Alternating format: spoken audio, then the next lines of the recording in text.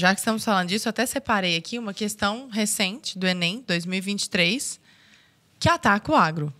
Então, vou ler o enunciado para que não se diga que eu estou inventando teorias da conspiração, né? E a questão diz o seguinte: no Cerrado, o conhecimento local está cada vez mais sendo subordinado à lógica do agronegócio. De um lado, o capital impõe os conhecimentos biotecnológicos como mecanismo de universalização de práticas agrícolas e de novas tecnologias. E de outro, você vê que já é aquela mentalidade opressor-oprimido de Marx, né? Dividir para conquistar. E de outro, o modelo capitalista subordina homens e mulheres à lógica do mercado. Subordina à lógica do mercado. Assim, as águas, as sementes, os minerais, as terras, entre parênteses, bens comuns, tornam-se propriedade privada. Olha a linguagem. Além do mais, há outros fatores negativos, como a mercantilização pesada, a pragatização de seres humanos e não humanos, a violência simbólica, a superexploração, as chuvas de veneno e a violência contra a pessoa. Esse era o texto motivador da questão. Então, o texto é um pressuposto. Tipo, é assim, ponto. Aí depois vem o enunciado. Os elementos descritos no texto a respeito da territorialização da produção demonstram que há. E aí vem. Então, quer dizer, vem as alternativas, mas as alternativas não são assim. O texto está certo, o texto está errado, é assim, não. O texto é um pressuposto. Como é que baseando nesse texto que eu já estou colocando como uma verdade absoluta. Exatamente, exatamente. Escolha a opção certa. Exato. Ô, Lobauer, o que fez a nossa educação caminhar para isso? Primeiro, antes de você dar essa resposta, onde estão as inverdades de um texto como esse, assim? Pelo menos as que vêm mais pujantes à sua cabeça. Essa questão veio com várias outras. O setor inteiro ficou indignado mais uma vez. Quando eu digo o setor, é o quê? São pelo menos 50 associações representativas de setores do agronegócio produtivo, fora as industriais. E mais uma vez, porque não é nenhuma novidade, né? Não, e isso, pelo teor do texto, eu nem vou entrar em detalhe, porque é um texto evidentemente ideológico. Isso já vem acontecendo há muito tempo. Uhum. Não é de uma semana nem de um ano, são, diria que, 30 anos. Uhum. A formação dos quadros docentes em todas as instâncias, desde o primário até o do estudo fundamental, principalmente nas universidades, é 100% assim, nas escolas de ciências sociais. Mesmo nas escolas de agronomia você tem problema. É uma ideologia. Quer dizer, a ideia de que você pode ter...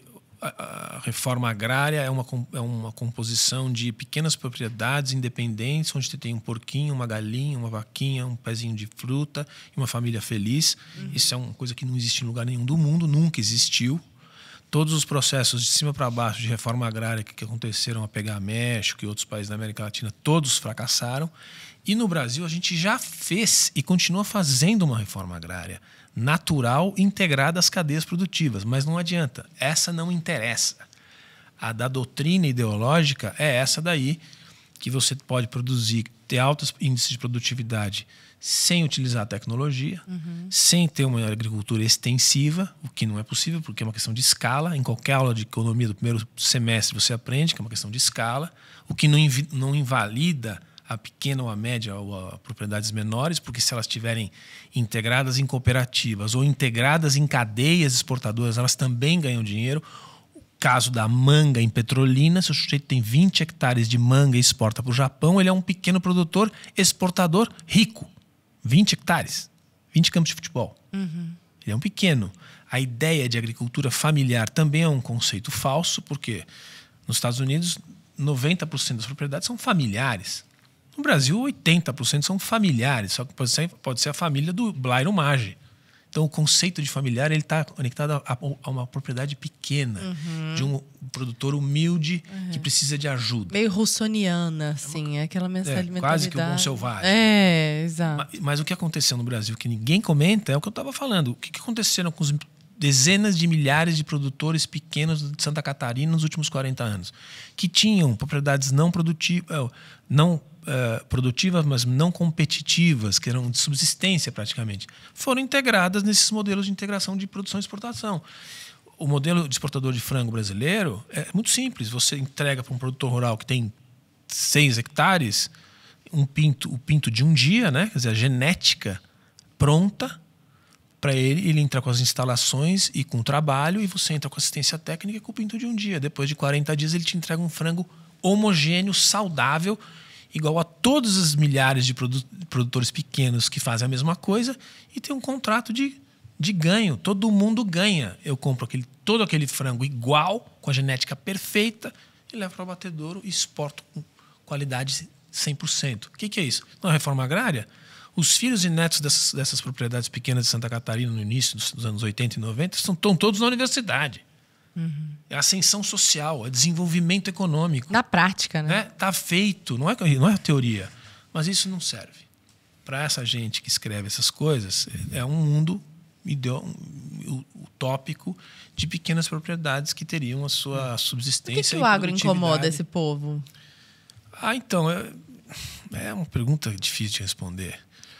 Eu acho que tem uma questão no Brasil que é fato, que quando a gente fala, não tem só coisa bonita aqui. Nós estamos falando de um país que tem em torno de 5 milhões de propriedades, vale desde a fazenda do Eraimage, que é o maior produtor de soja do mundo, até o sítio do Zé. Desses 5 milhões, não está todo mundo integrado e feliz.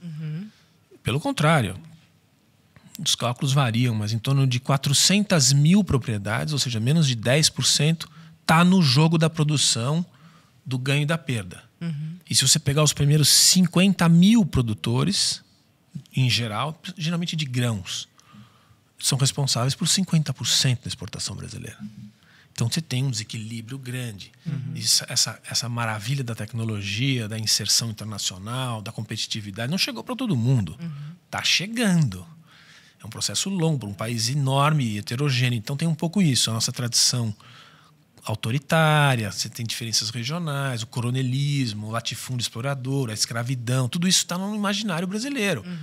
A ideia de que tem trabalho escravo até hoje na cana-de-açúcar está nos livros escolares. Nossa. Por isso que você vê uma questão como essa. Agora, tem trabalho escravo na cana-de-açúcar hoje em São Paulo ou no Brasil? Não tem mais há muito tempo. Sabe por quê? Porque nem tem mais quem colhe cana com a mão no Brasil. Está tudo mecanizado. Ninguém... Sabe aquele cortador de cana que a gente via? A gente chegou a ver na boia fria, né? Boia fria. Não existe mais. É antieconômico. É máquina. Essa turma foi treinada para pilotar computador, para pilotar máquina com computador dentro da máquina, e um ar-condicionado. Eu não estou falando de coisas que é sonho. Já é assim. Só que as escolas, muitas vezes os professores, nunca viram isso. Nunca foram nunca também. Entraram numa feira e viram as empresas de máquinas brasileiras, inclusive, boa parte, exportadoras de máquinas agrícolas, que estão lá expondo máquinas de 1, 2, 3 milhões de dólares para vender para o mundo. Você entende a distância que o negócio chegou? A gente está num ambiente de muita oportunidade, de abertura de novos canais de tecnologia, de produção, de espaço de trabalho, e a turma na escola está aprendendo a história do Jeca Tatu, do escravidão. Então, é tão grave, se desculpe eu ficar falando tanto, mas é muito assunto interessante. É isso, por favor. É tão grave que, identificado nos livros escolares recentes, tem um problema de matemática. Assim, fazendeiro entrou na fazenda, a aldeia indígena tem 350 índios. O fazendeiro entrou e matou 120. Quantos sobraram?